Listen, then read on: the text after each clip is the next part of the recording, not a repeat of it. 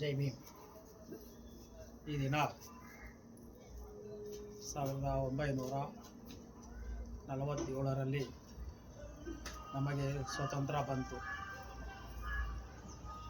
2025ಕ್ಕೆ 79 ವರ್ಷಗಳಾಯಿತು. 79 ವರ್ಷಗಳಲ್ಲಿ ಈ ದೇಶದಲ್ಲಿ ಯಾರಿಗೆ ಸ್ವತಂತ್ರ ಬಂದೆಂದರೆ ಅದಾನಿ, ಅಂಬಾನಿ ಇತರ ಹಣವಂತರಿಗೆ ಸ್ವತಂತ್ರ ಬಂದವು. ಭಾರತದ ದೇಶದಲ್ಲಿ ಅಸ್ಪೃಶ್ಯರು ಇನ್ನೂ ಅಸ್ಪೃಶ್ಯರಾಗಿಯೇ ಉಳಿದಿದ್ದಾರೆ. ಈಗಲೂ ಸ್ವತಂತ್ರ ಬಂದು 79 ವರ್ಷ ಆದರೂ ಇರೋದಕ್ಕೆ ಮನೆ ಇಲ್ಲ, ಒಳ್ಳೆಯ ವಿದ್ಯಾಭ್ಯಾಸ ಇಲ್ಲ, ಒಳ್ಳೆಯ ಉದ್ಯೋಗ ಆಗಿಲ್ಲ. ಆದ್ರೂ ನಮ್ಮ ನಾಳುವ ಸರ್ಕಾರಗಳು ಇನ್ನೂ ಈ ಅಸ್ಪೃಶ್ಯತೆಯನ್ನು ಹೋಗಲಾಡಿಸುವುದರಲ್ಲಿ ಪ್ರಯತ್ನಗಳೇ ಮಾಡ್ತಾ ಇದ್ದಾರೆ. ಆದರೂ ಓಟಿನ ಕಿಮ್ಮತ್ತಿಗೋಸ್ಕರ ಈ ದೇಶದಲ್ಲಿ ಅಸ್ಪೃಶ್ಯರನ್ನು ಬಳಸ್ಕೊಳ್ತಾರೆ. ಆದರೆ ಅವರಿಗೆ ಬಾಬಾ ಸಾಹೇಬ್ ಅಂಬೇಡ್ಕರ್ ಕೊಟ್ಟಂಥ ಸಂವಿಧಾನ ಅಡಿಯಲ್ಲಿ ಏನು ಹಕ್ಕುಗಳು ಸಿಗಬೇಕು ಅನ್ನುವುದು ಸಮಸ್ತವಾಗಿ ಸಿಗ್ತಾ ಇಲ್ಲ. ಅದು ನಮ್ಮ ಒಂದು ಏಳಿಗೆಗೇ ಕುಂದು ಆಗುವಂಥ ಪರಿಸ್ಥಿತಿ ಬರ್ತಾ ಇದೆ. ಸ್ವತಂತ್ರ ಬರಬೇಕಾದರೆ ಭಗತ್ ಸಿಂಗ್, ಮಹಾತ್ಮ ಗಾಂಧಿ, ಜವಾಹರ್ಲಾಲ್ ನೆಹರು, ಸರ್ದಾರ್ ವಲ್ಲಭಭಾಯಿ ಪಟೇಲ್ ಹಾಗೂ ಕರ್ನಾಟಕದ ಕನ್ನಡ ನೆಲೆಯಲ್ಲಿ ಝಾನ್ಸಿ ಲಕ್ಷ್ಮೀಬಾಯಿ, ಒನಕೆ ಓಬವ್ವ, ಕಿತ್ತೂರು ಚೆನ್ನಮ್ಮ, ಸಂಗೊಳ್ಳಿ ರಾಯಣ್ಣ, ಮೈಸೂರು ಮಹಾರಾಜರಾದ ಲಾಲ್ವಾಡಿ ಕೃಷ್ಣರಾಜ ಒಡೆಯರ್ ಈ ಥರ ಎಷ್ಟೋ ಮಹಾನಾಯಕರುಗಳು ಈ ದೇಶಕ್ಕೋಸ್ಕರ ತಮ್ಮ ಪ್ರಾಣವನ್ನೇ ಅರ್ಪಿಸಿದ್ದಾರೆ. ಅವರು ಅರ್ಪಿಸಿ ನಮಗೆ ಸ್ವತಂತ್ರ ಕೊಟ್ಟರೂ ಈ ದೇಶದಲ್ಲಿ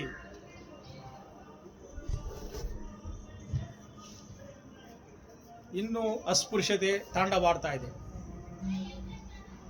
ಅದನ್ನು ತೊಲಗಿಸಬೇಕಂದ್ರೆ ನಾವೆಲ್ಲರೂ ಬಾಬಾ ಸಾಹೇಬ್ ಅಂಬೇಡ್ಕರ್ ಕೊಟ್ಟಂಥ ಸಂವಿಧಾನವನ್ನು ಪಾಲಿಸಲೇಬೇಕು.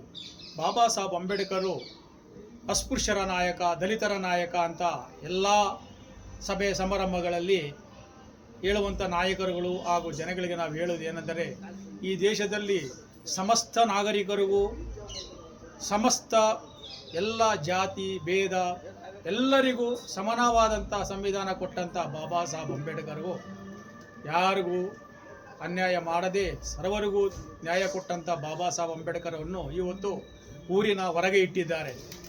ಇದು ನಮ್ಮೆಲ್ಲರ ಒಂದು ಕಷ್ಟಕಾರಕದ ವಿಷಯ ಅಂತ ನಾವು ಹೇಳೋಕ್ಕೆ ಇಷ್ಟಪಡ್ತೀವಿ.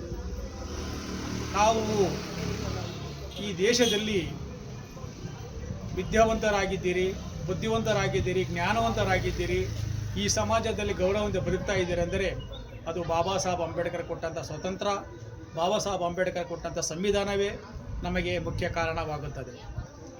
1947ರಲ್ಲಿ ಸ್ವತಂತ್ರ ಬಂದಾಗ ಬಾಬಾ ಸಾಹೇಬ್ ಅಂಬೇಡ್ಕರ್ ನಮಗೋಸ್ಕರ ಹೋರಾಟ ಮಾಡಿ ಹಕ್ಕುಗಳನ್ನು ತಂದುಕೊಟ್ಟರು, ವಿದ್ಯೆಯನ್ನು ತಂದುಕೊಟ್ಟರು, ಉದ್ಯೋಗವನ್ನು ತಂದುಕೊಟ್ಟರು. ಈ ದೇಶದಲ್ಲಿ ಹೆಣ್ಣು ಮಕ್ಕಳಿಗೆ ವಿದ್ಯೆಯೇ ಇಲ್ಲದಂಥ ಮನಸ್ಮೃತಿ ಗ್ರಂಥದಲ್ಲಿರುವಂಥ ಒಂದು ಕೀಳಿರಿಮೆಯನ್ನು, ಆ ಗ್ರಂಥವನ್ನು ನಡು ರಸ್ತೆಯಲ್ಲಿ ಸುಟ್ಟು ಸಂವಿಧಾನವನ್ನು ಕೊಟ್ಟು ಆ ಸಂವಿಧಾನ ಅಡಿಯಲ್ಲಿ ಈ ಭಾರತ ದೇಶದ ಸಮಸ್ತ ಹೆಣ್ಣು ಮಕ್ಕಳು ವಿದ್ಯಾವಂತರಾಗಬೇಕು, ಜ್ಞಾನವಂತರಾಗಬೇಕು ಅಂದರು. ಈಗ ಬರೀ ಈ ದೇಶದಲ್ಲಿ ಅಸ್ಪೃಶ್ಯ ಹೆಣ್ಣು ಮಕ್ಕಳೇ ವಿದ್ಯಾವಂತರಾಗಿದ್ದಾರೆ.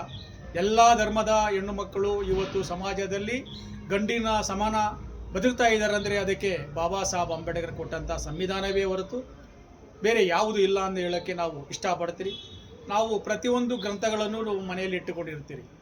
ನಮಗೆ ಹಿಂದೂಗಳಿಗೆ ಭಗವದ್ಗೀತೆ, ಮುಸಲ್ಮಾನರಿಗೆ ಕುರಾನ್, ಕ್ರಿಶ್ಚಿಯನ್ನರಿಗೆ ಬೈಬಲ್. ಆದರೆ ಈ ದೇಶದಲ್ಲಿ ನಾವು ಸಮನಾಗಿ ಬದುಕಬೇಕೆಂದರೆ ಸಂವಿಧಾನವೇ ನಮಗೆಲ್ಲರಿಗೂ ಶ್ರೇಷ್ಠವಾದ ಪವಿತ್ರವಾದ ಗ್ರಂಥ. ಅದನ್ನು ಸಮಸ್ತ ಭಾರತ ದೇಶದ ಎಲ್ಲ ಜನಗಳು ಸಂವಿಧಾನವನ್ನು ಓದಿಕೊಂಡು ಅದರಲ್ಲಿ ಇದ್ದಂಥ ಹಕ್ಕುಗಳನ್ನು ನಾವು ಪಡೆಯಲು ಹೋರಾಟದ ಮೂಲಕವೇ ಪಡೆದುಕೊಳ್ಳಬೇಕು. ಈ ದೇಶದಲ್ಲಿ ನಮ್ಮನ್ನು ಆಳುವ ಸರ್ಕಾರಗಳು ದಲಿತರ ಓಟಿಗೋಸ್ಕರ ದಲಿತರು ಅಂತ ಮಾತನಾಡುವ ನಾಯಕರುಗಳು ಈ ದಲಿತ ಅಸ್ಪೃಶ್ಯತೆಯನ್ನು ಇನ್ನೂ ಅಸ್ಪೃಶ್ಯತೆಗೆ ಇಟ್ಟಿದ್ದಾರೆ. ಈ ದೇಶದಲ್ಲಿ ಈಗಲೂ 33% ಜನಗಳು ಇರೋದಕ್ಕೆ ಮನೆ ಇಲ್ಲ, ಒಂದು ಹೊತ್ತು ಊಟಕ್ಕೂ ಕಷ್ಟದ ಪರಿಸ್ಥಿತಿಯಲ್ಲಿ ಈ ದೇಶದ ಜನಗಳು ಇನ್ನೂ ಅನುಭವಿಸ್ತಾ ಇದ್ದಾರೆ. ಏಕೆ?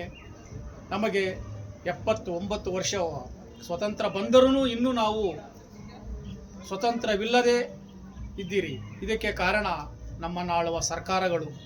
ನಾವು ಯಾವುದೇ ಸರ್ಕಾರದ ವಕ್ತಾರರು ಅಲ್ಲ.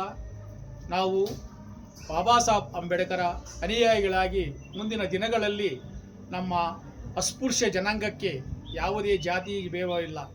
ಅಸ್ಪೃಶ್ಯರೆಂದರೆ ಬಡತನದಿಂದ ರೇಖೆಯಿಂದ ಕೆಳಗಿರುವರೆಲ್ಲರೂ ಅಸ್ಪೃಶ್ಯರೇ. ಅವರು ಯಾವ ಜಾತಿಯವರಾಗಿರಲಿ, ಯಾವ ಮತದವರಾಗಿರಲಿ, ಯಾವ ಧರ್ಮದವರಾಗಿರಲಿ, ಅಸ್ಪೃಶ್ಯರೆಂದರೆ ಅಸ್ಪೃಶ್ಯರೇ. ಅಂಥ ಜನಗಳಿಗೋಸ್ಕರ ಮುಂದಿನ ದಿನಗಳಲ್ಲಿ ಬಾಬಾ ಸಾಹೇಬ್ ಅಂಬೇಡ್ಕರ್ ತೋರಿಸಿದಂಥ ಮಾರ್ಗದಲ್ಲಿ ನಾವು ನಡೆಯಬೇಕು. ನಮ್ಮ ದಿವಂಗತ ಜಿ.ನಿ. ಶಂಕರ್ ಸಾಹೇಬರು ಬಾಬಾ ಸಾಹೇಬ್ ಅಂಬೇಡ್ಕರ್ ಅವರ ಮಾರ್ಗದರ್ಶನದಲ್ಲಿ ನೆತ್ತಿಗೊಂದು ಸೂಡುವಂಥ ಕಾರ್ಯಕ್ರಮ ಹಾಕಿಕೊಂಡು ಜೀವನ ಪರ್ಯಂತ ಹೋರಾಡಿದರು. ಅಂಥ ನಾಯಕರುಗಳು ಈಗ ಹುಡುಕಿದರೂ ಸಿಗುವುದು ಕಷ್ಟ ಆಗಿದೆ. ಈಗಿನ ಹೋರಾಟಗಾರರು ಹೇಗೆಂದರೆ ಅವರ ಒಂದು ಸ್ವಾರ್ಥದ ಹೋರಾಟ ಆಗಿಬಿಟ್ಟಿದೆ. ಈಗ ಹೋರಾಟ ಅಂದರೆ ಅಸ್ಪೃಶ್ಯ ಜನಾಂಗಕ್ಕೆ ನ್ಯಾಯ ಕೊಡಿಸುವಂಥ ಹೋರಾಟಗಾರರು ಬೇಕು ನಮಗೆ. ಹಾಗೂ ಬಾಬಾ ಸಾಹೇಬ್ ಅಂಬೇಡ್ಕರ್ ಅನುಯಾಯಿಗಳು ಆಗಿ ನಾವು ಅವರ ಸಂವಿಧಾನ ಅಡಿಯಲ್ಲಿ ನಾವೆಲ್ಲರೂ ಈ 79ನೇ ಸ್ವತಂತ್ರ ದಿನಾಚರಣೆಯನ್ನು ವಿಜೃಂಭಣೆಯಿಂದ ಆಚರಿಸಿ ಮುಂದಿನ ದಿನಗಳಲ್ಲಿ ನಮ್ಮ ಏಳಿಗೆಗೆ ನಾವು ಬಾಬಾ ಸಾಹೇಬ್ ಅಂಬೇಡ್ಕರ್ ಅವರ ಅನುಯಾಯಿಗಳಾಗಿ ಮುಂದಿನ ದಿನಗಳಲ್ಲಿ ಸ್ವತಂತ್ರವಾಗಿ ಬದುಕುವುದನ್ನು ಕಲಿಯೋಣ. ನಮ್ಮ ಓಟು ಸ್ವಾಭಿಮಾನದಿಂದ ಓಟನ್ನು ಚಲಾಯಿಸಿ ಯಾವುದೇ ಕಾರಣಕ್ಕೂ ಎಂಡ ಸಾರಾಯಿ ಬಟ್ಟೆಗೆ ನಾವು ಓಟನ್ನು ಮಾರಿಕೊಳ್ಳದೆ ನಾವು ಸ್ವಾಭಿಮಾನದಿಂದ ಓಟನ್ನು ಚಲಾಯಿಸಬೇಕು. ಒಬ್ಬ ಕವಿ ಹೇಳಿದ್ದಾರೆ, ನಿಮ್ಮ ಓಟು ನೀವು ಮಾರಿಕೊಂಡರೆ ನಿಮ್ಮ ಹೆಣ್ಣು ಮಕ್ಕಳನ್ನು ನೀವು ಮಾರಿಕೊಂಡ ಹಾಗೆ ಅಂತ ಒಬ್ಬ ನಮ್ಮ ರಾಷ್ಟ್ರ ಕವಿ ಈ ಮಾತನ್ನು ಹೇಳಿದ್ದಾರೆ.